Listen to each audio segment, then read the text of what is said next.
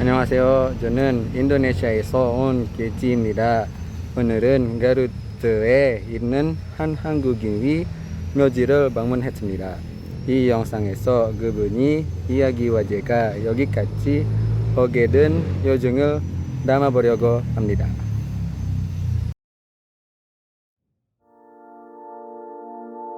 Ya, jadi seperti yang udah gua katakan di intro tadi, hari ini kami ingin pergi berlibur ke Garut.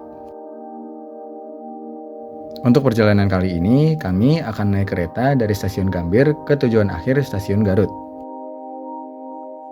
Menggunakan kereta Papandayan, kami berangkat dari Jakarta pukul 6.35 pagi. Hari ini berangkat ke Garut jam 6.35, sekarang jam 6.20-an, 6.21, Jakarta hujan. Karena kami berangkat di pagi hari, jadi selama perjalanan, gue menghabiskan waktu dengan melihat-lihat pemandangan dan mengambil waktu untuk tidur. Kurang lebih setelah 5 jam perjalanan, akhirnya kami sampai di stasiun Garut dan memutuskan untuk lanjut makan siang di restoran dekat stasiun.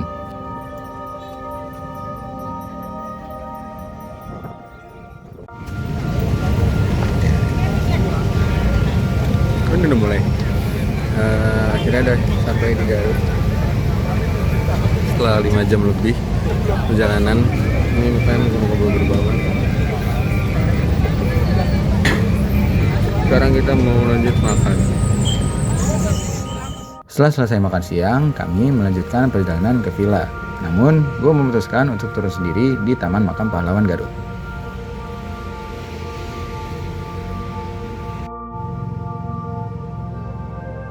Sangat disayangkan, di sini tidak ada orang yang bisa diminta penjelasan atau diminta bantu untuk cerita tentang sejarah Taman Makam ini.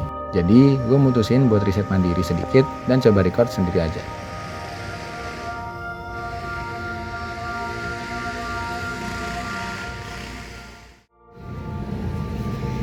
Akhirnya setelah tadi turun dari kereta di stasiun Garut dan makan di resto dekat stasiunnya, gue berhenti dulu di sini, Taman Makam Pahlawan Tanjolaya di Kabupaten Garut. Jadi alasan gue singgah sejenak ke Taman Makam Pahlawan Tanjolaya di Garut ini adalah karena pada beberapa waktu yang lalu gue sempat baca artikel di Google tentang kalau ada pahlawan Indonesia yang berkebangsaan Korea Selatan, yaitu namanya Yang Chil-sung, atau nama lokalnya itu Komarudin. Gimana ceritanya? Mungkin lebih baik kita ke makamnya dulu dan gue bakal lanjutin ceritanya di sana. Untuk lokasinya, kalau dari gerbang utama kita harus jalan mengikuti jalan setapak ini dan masuk ke area pemakaman sini, dan di sini adalah lokasi makam dari Komarudin atau Yang Chil-sung. Di sini ada nama lokalnya Komarudin dan nama Koreanya Yang Chil-sung. Ada Hangulnya juga, Yang Chil-sung. Bangsaannya adalah Korean dan beliau gugur pada tanggal 10 Agustus tahun 1949.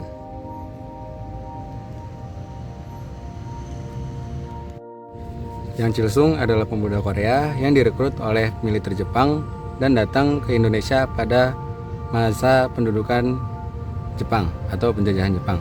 Ya, Yang Chil-sung pertama kali datang ke Indonesia pada tahun 1943 bersama ribuan Poro Kamsiwon atau penjaga tahunan perang dengan nama Jepang Shichise Yanagawa. Setelah perang berakhir, Yang Chil-sung memutuskan untuk tinggal di Indonesia.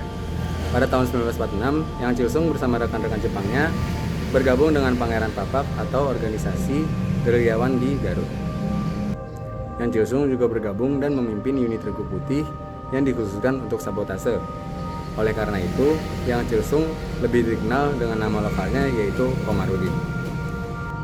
Yang Chil-sung akhirnya ditangkap di Gunung Dora, Tasikmalaya pada akhir Oktober tahun 1948. 7 bulan kemudian, Yang Cilsung dieksekusi oleh pihak militer Belanda dan dimakamkan di Garut. Satu fakta penting yang lupa dimention sebelumnya adalah yaitu Komarudin telah menjadi mu'alaf dan memutuskan untuk masuk agama Islam.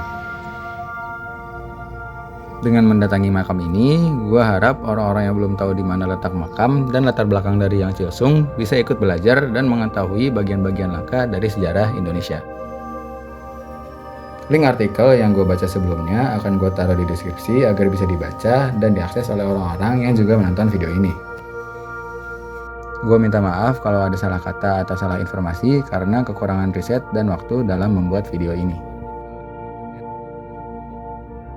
Setelah selesai dari makam, gue lanjut ikut keluarga gue yang udah ke villa duluan dan menghabiskan liburan dengan baik di Garut. Setelah kemarin gue membuat segmen di Taman Makam dan menghabiskan waktu liburan di Garut, akhirnya kami pulang di esok harinya menggunakan kereta panoramik. Kereta panoramik ini menawarkan pengalaman yang berbeda karena fasilitasnya yang memungkinkan para penumpang untuk melihat lebih banyak pemandangan dibanding dengan jendela kereta pada umumnya. Sekarang lagi belum OTW, nunggu perjalanan pulang pakai kereta panoramik. Pemandangan panoramik kelihatan view-nya gede. Salah satu fun fact yang ada di kereta panoramik ini adalah estimasi emisi ekuivalen CO2 yang dihasilkan kereta panoramik lebih sedikit jika dibandingkan dengan yang dihasilkan oleh mobil. Akhirnya pada pukul 12.40 kereta berangkat sesuai jadwal menuju stasiun Gambir. Di dalam kereta panoramik ini juga, para penumpang bisa mendapatkan snack box eksklusif dari XX1 Cafe yang bekerja sama dengan KAI Wisata.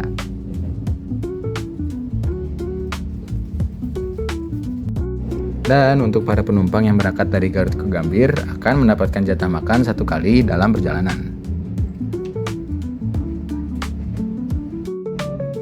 Karena mendapatkan jendela yang berukuran sangat besar, para penumpang bisa lebih leluasa menikmati pemandangan yang disuguhkan selama perjalanan. Untuk bagian jendela atas atau bagian sunroof, para penumpang bisa meminta petugas kereta untuk membuka atau menutup tirai jendela menggunakan remote control, karena tirai tersebut dioperasikan secara elektrik. 03 oleh Belanda. Jadi people, persiapkan lensa, kamera, dan pandangan Anda karena inilah terowongan Sasaksaan.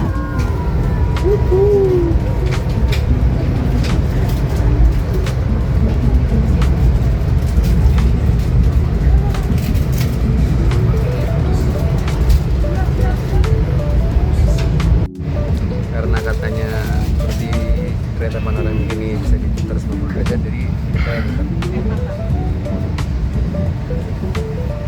terus pemandangan apa nih? Belum ada pemandangan sih, tapi nanti mungkin kalau ada pemandangan kita videoin lagi. Selama perjalanan, ada banyak sekali pemandangan dan bangunan yang dilewati oleh kereta panoramik ini. Dan para petugas kereta akan memberikan informasi tentang tempat atau bangunan yang akan dilewati dalam perjalanan kali ini.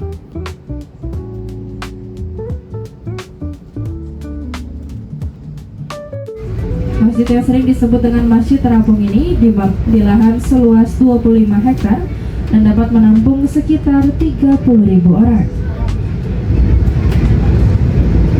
Jadi people, persiapkan lensa, kamera, dan pandangan Anda karena sesaat lagi kita akan melintasi Masjid Raya Al-Jabar.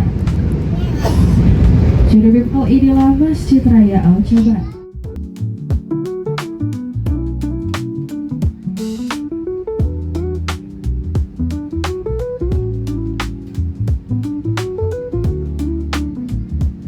Waktu yang bertugas, mengucapkan terima kasih atas kepercayaan Anda telah menggunakan layanan kereta api. Dan sampai jumpa di perjalanan berikutnya. Persiapan stasiun tujuan akhir, Stasiun Besar Gambir. Kurang lebih seperti inilah liburan kami ke Garut selama 2 hari. Di hari pertama, gue menggunakan kesempatan ini untuk pergi ke Taman Makam Pahlawan dan mengambil video selama berada di sana. Dan di hari kedua, kami mencoba menaiki kereta panoramik untuk pertama kalinya. Gua sangat bersyukur karena bisa mendapatkan pengalaman baru ini, dan gua ingin membagikan serta menyampaikan apa yang gua dapat dan rasakan selama liburan di Garut dengan membuat video ini. Mohon maaf atas kekurangan dan kesalahan yang ada di video kali ini. Semoga video ini dapat membantu dan menjadi video yang bermanfaat. Akhirnya sampai juga di Gambir menggunakan kereta Panoramic ini. What an amazing experience. Kemarin kita ke makam, hari ini kita naik kereta Panoramic. Pelanggan yang kami hormati, kereta api Gajanan. Semoga experience-nya terasa. Berikut susunan rangkaian. Yang nonton juga bisa ngerasain experience-nya sama. Semoga informasinya juga tersampaikan dengan baik. Luxury 1